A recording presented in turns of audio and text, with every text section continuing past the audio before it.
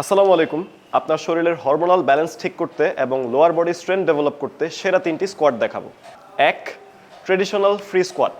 প্রথমে কাঁধ বরাবর পা ফাঁক করে দাঁড়াই, হাত 2 কাঁধের উপরে রাখি এবং সোজা বসবো, সোজা উপরের দিকে ওঠার চেষ্টা করব। সোজা বসবো, সোজা উপরের দিকে ওঠার চেষ্টা করব।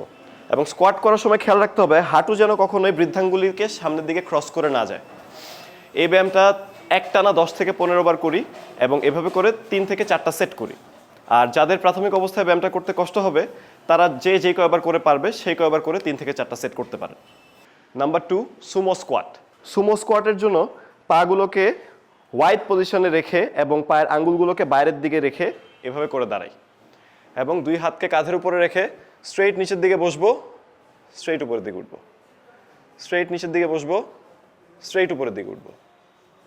এভাবে 10 থেকে 15 বার করে 3 থেকে 4টা সেট করি। Number 3, Bulgarian split squat.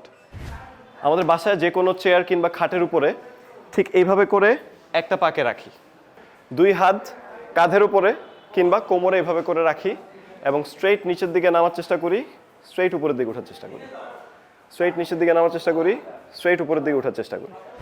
এভাবে প্রত্যেক পায়ে 10 থেকে 15 বার করে 3 থেকে 4টা সেট করি।